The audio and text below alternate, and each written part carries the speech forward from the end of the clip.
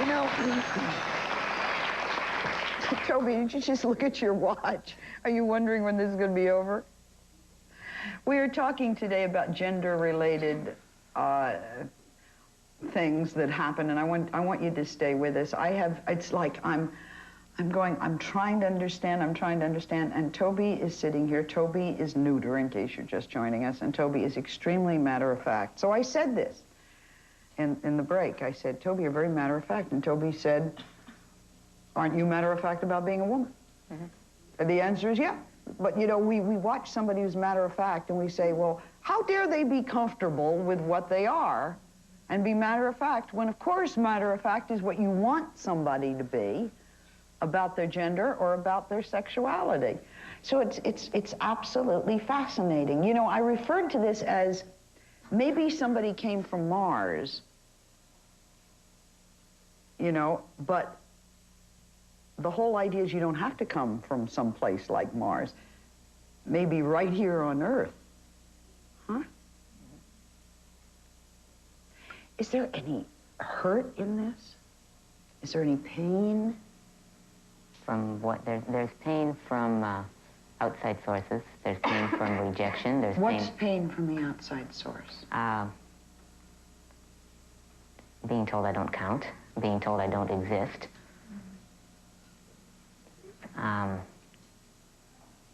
You sort of get a kind of a philosophical perspective on it, that there are people who think that they're doing me a favor to be seen with me because I'm so weird, and people ask them questions about what kind of relationship we have, and people might think that they're strange for being seen with me, and I don't need friends like that. So there's pain when somebody that I thought was my friend turns out not to be. There's pain when somebody that I ought to be able to count on for support isn't there. Have you had a lot of that? I've had a fair share of it. The things that you talked about, filling out forms, that's minor. It is. I kind of sharpen my claws on the poor bureaucrats with their little forms there, and just keeps me in practice for big issues. So that's why you do that. It's not why I do that. It's just a side, kind of a fringe benefit. Okay. This is, Steve Hammond. Is there pain there, too? Yeah, I watched you watching Toby. There's pain. Only question I have to ask this person is, have you ever had surgery to find out if you have testicles or ovaries? Yes, there has been exploratory surgery, and there have been examinations, and it is absolutely certain that there is nothing there. There is nothing. Now, let me explain why my guest brought that up. This is what my next guest looked like as she was growing up. Linda lived the life of a normal little girl until she realized that something was very wrong. At the age of 12, Linda, female, was having erections. Today, Linda isn't Linda, Linda's Steve. Now, what happened was that when Steve was born, he was mistakenly identified as a baby girl. How? This is not transsexuals. This is not people who've changed their sex. This is not people who've had operations. This is somebody born, the doctor takes a look and makes a mistake. Right. Says this is a girl when it wasn't a girl. Explain that. Well, I was born in a modern hospital, and the doctor smacked me on the rump and sent me on home and told my mother that, you know, I had a healthy girl.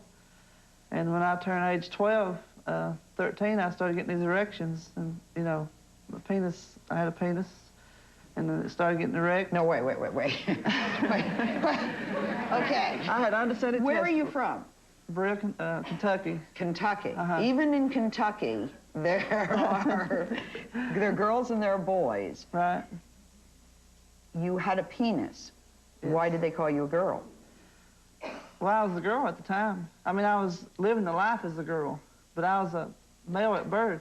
I had complete male sexual organs. I had the undescended testicles. My penis was covered with layers of skin. It was tied down.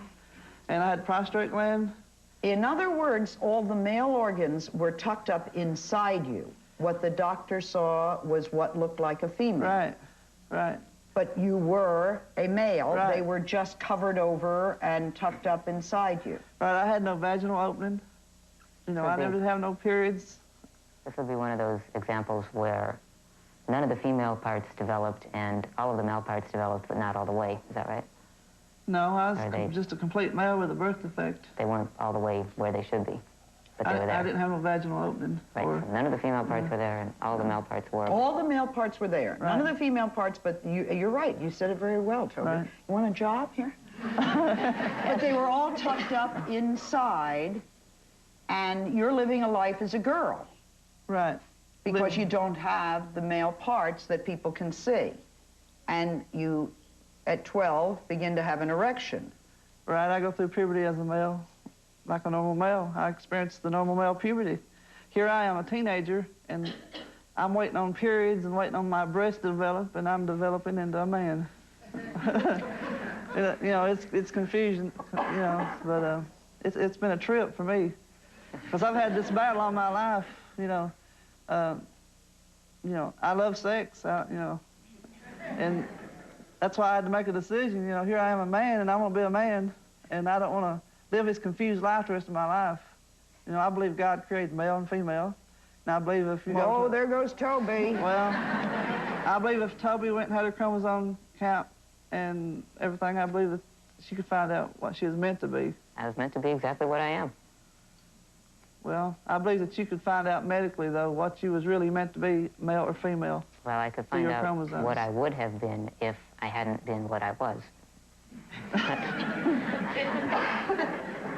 Okay. Steve, your family is bringing you up as Linda. You're 12 years old and you're still Linda. You're doing girl things, wearing girl clothes. Well, I'm under cars and I'm playing softball. None of that stuff didn't appeal to me. So you're being a tomboy. I'm a tomboy. And your family thinks you're a tomboy. Yeah.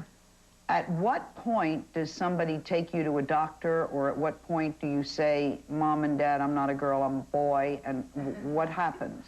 Well, I mean, explain when I it. started going through puberty, I was laying in bed one night and I felt this enormous erection. It scared me to death. I said, what in the world is happening to me? You know, have I got a tumor or what, you know? So I go tell Mom, I say, Mom, I said, something's not right down there. I said, and she wants to take me to the doctor right then and there, and I won't, you know, I just don't do it. I'm embarrassed, and I said, if it starts hurting, I'll go. You know, if it's something that really interferes with my health, I'll go. But, you know, I just sprouted on up, and I lived a good life, you know, living that life as a female. I played softball, made a lot of friends, a lot of platonic relationships, as, you know, that I had with men and women, not no sexual relationships until I got married and stuff.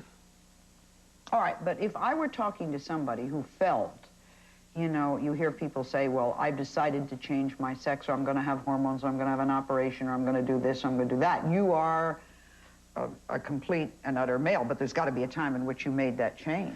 Well, I had corrective surgery, and I don't like being, don't get me wrong, I'm not, those people do what they want to, that have sex changes, and if they're living a homosexual life, that's their business. But I'm not for that, and I don't like to be categorized in that category. Okay, I wasn't. Well, I wasn't talking about you. I'm just talking about the world.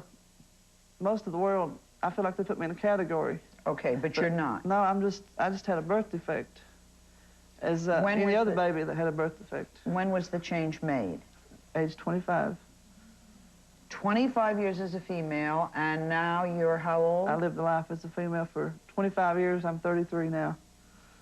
I got married at age 26. I married my wife.